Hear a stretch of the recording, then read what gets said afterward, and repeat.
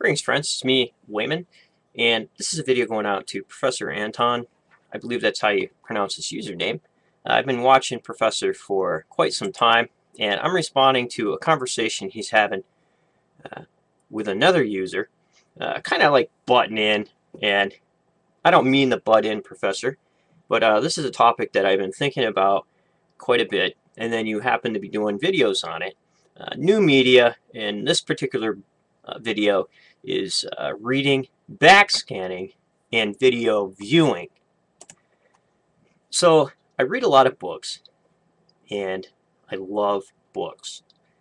Uh, then I got the Nook Reader, and I think that I'm going to be all over the place. So bear with me, Professor. Um, I was part of that crossover group, and I think we all were, as YouTube and video and new media was becoming popular.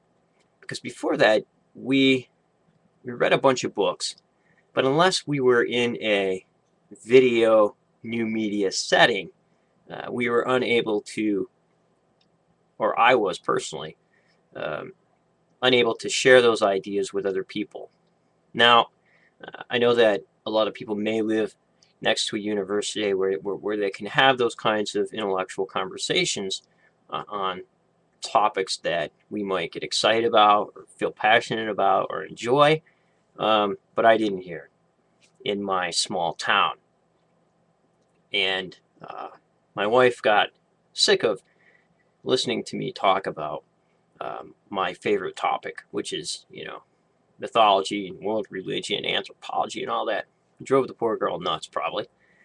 But when YouTube came on, I started finding and liking and watching videos of people who had the same interests. So we could talk about books that we're reading.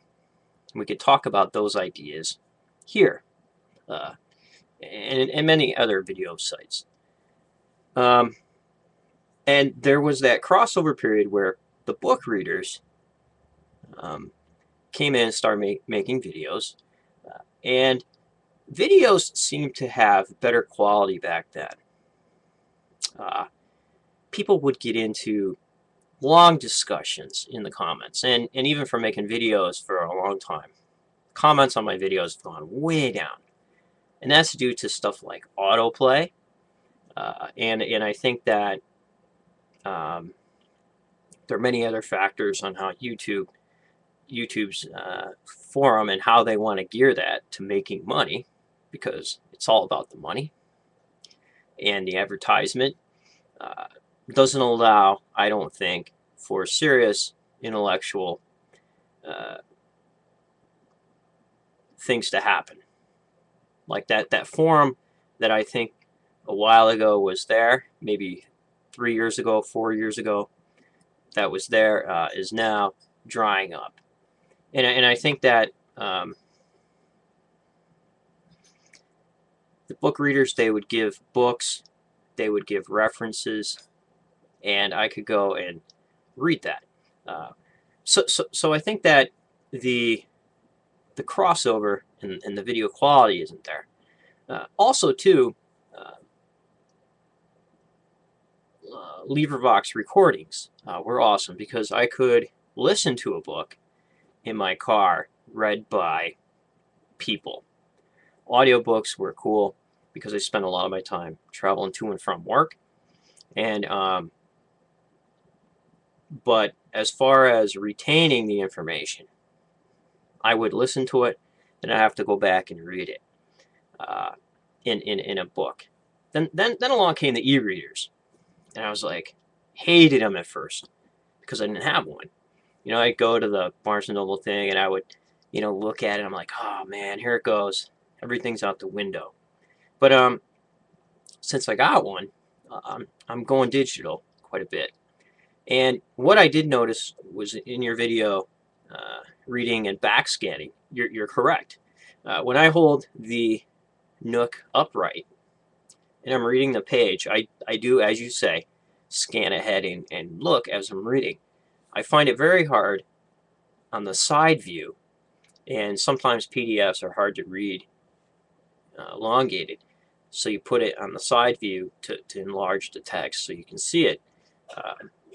It gives me a narrower window to read in, and I don't particularly like that. But what I do like is the highlighting, especially in some of the PDF readers. They have that option. The sharing, and also word search, digital format. So if I did a focused research, say I'm studying boiling pots or kettles from the Greco-Roman and Hebrew, comparing the two, sacrificial ideas, I could go and have a series of digital books and do scans of those and look for keywords and particular phrases that I want to find. And that's been awesome because I don't need to sit there now and leaf through hundreds of pages. I can put 10 books in a folder, run a search, and have what I need. But I think that the quality of video isn't there, meaning because all this jumping around and scanning ends up being a problem, because between books is a author's full idea and also experience that he's trying to convey. And I think that what happens when you scan and jump in, jump out, you're only gaining a small part of that.